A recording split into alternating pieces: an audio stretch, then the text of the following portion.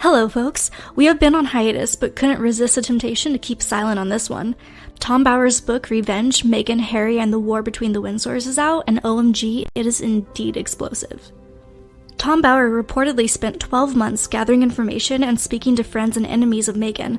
Although it's corroborated that he did not work with the Duke and Duchess, the book contains statements from insiders who had never spoken before and exposes the problematic behavior surrounding the Sussexes and their relationship with the royal family. Bower, a former lawyer and also known for pulling no punches, was very specific with this book and said it would tell the truth upon its release. He sure did. Reading this book will either confirm your instinct that Meghan Markle puts on a facade to manipulate people, or be disappointed by her deception. Disclaimer: the information here is based on what is written in the newly released book Revenge, Meghan, Harry, and the War Between the Windsor.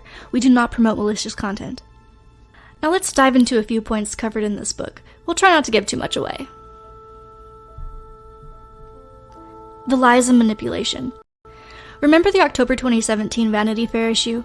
The one with the headline, "She's Just Wild About Harry"? Well, Kayleigh Thomas Morgan, a partner at Meghan's PR firm Sunshine Sachs, organized the interview, which was conducted by Sam Kashner, a contributing editor at Vanity Fair, who admitted before the interview that he had no idea who Meghan was. The interview was supposed to be about Meghan as an actress, philanthropist, and activist. Moreover, Harry strictly instructed Meghan not to talk about their relationship, even though people were already aware of Harry and Meghan's love connection. Regardless, they had not confirmed it to the press. She was also instructed not to discuss controversial subjects such as race or Trump. So when Meghan was asked about Harry, she responded, "We're a couple, we're in love." She continued, "I'm sure there will be a time when we will have to come forward and present ourselves and have stories to tell, but I hope people will understand that this is our time. This is for us.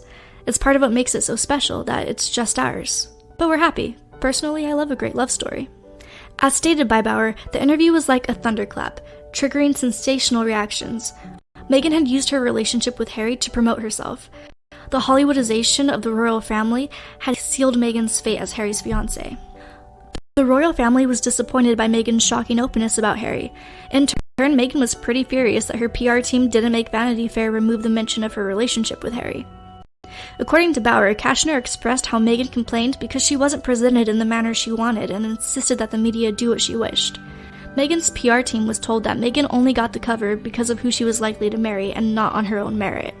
This book revealed that Kashner reached out to those Meghan called friends. Serena Williams, among one of them, told Vanity Fair she wasn't a friend of Meghan, but merely an acquaintance. Oh my, does it mean that Meghan doesn't know the difference between friendship and acquaintance? It doesn't end there. This one got me scratching my head. The infamous Procter & Gamble dish soap ad.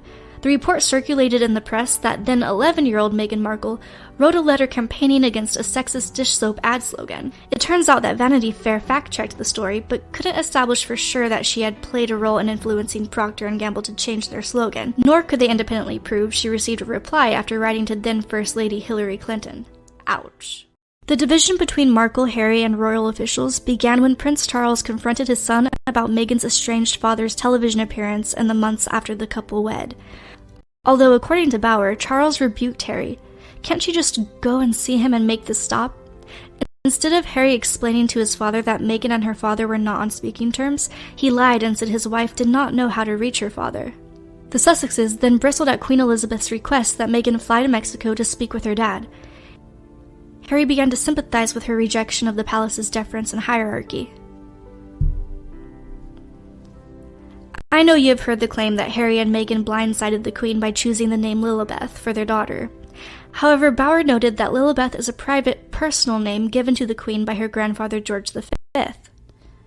Although the Duke and Duchess claimed they had asked permission from the Queen, they did not disclose that they had registered Lilibeth's name and had their lawyers register her name with the website 2 days before the child was born. When Harry called the Queen after her birthday, he told her their daughter would be called Lilibeth. Self-centered and fame craze. Bower described Meghan as self-centered. He stated how Meghan decided that Princess Eugenie's wedding reception was an appropriate forum to announce she was pregnant. After their Australian rock star reception, Meghan desires to be the Princess Diana of Hollywood. Bower mentioned that the royals resented Prince Harry's interview with Hoda Kotb, where he dissed his brother and dad, making it seem like he and the Queen were perhaps even closer than she was with any of her other children and grandchildren. The Platinum Jubilee fiasco. The explosive book claims Prince Harry and Meghan were left festering with fury after the palace denied all of their demands on the Platinum Jubilee weekend. Harry and Meghan were more than arm's length from the rest of the family throughout their entire time there, especially for the coveted balcony seating. In his view, Meghan felt they needed to be on the balcony and in the limelight due to their contract with Netflix. Harry and Meghan were confident about getting a spot next to the Queen in return for what they thought they agreed on, and that was to bring their children out there in the first place. But Prince Charles shut it down, and the Queen quietly co-signed by not granting their wishes. As you know, Harry and Meghan left soon afterward. They flew to the Netherlands for the Invictus Games. Now let's ask this. Do you recall Harry and Meghan's engagement interview? She claimed she didn't know about Prince Harry. It turns out that Meghan traveled to London in November 2013 in the hope of securing herself publicity, work, and an English boyfriend. I can't make this up. During the trip, Bauer said she met TV agent Jonathan Shalit and told him she wanted to be a TV celebrity chef like Gordon Ramsay. Shalit was excited. She was charming, good-looking, and admired by the small audience for Suits. Well, you can read the rest of her events in the book. Thin-skinned. Bauer claimed that the Duke and Duchess are thin-skinned. For example, they would always check their phones, be enraged by unfavorable opinions, and then try to shut them down. In conclusion, Revenge, Meghan, Harry, and the War Between the Windsors is a must-read. But unfortunately, we cannot cover many bombshell claims in this video, from Meghan's clash with Harry's friends to her diva behavior with the Reitman clothing company.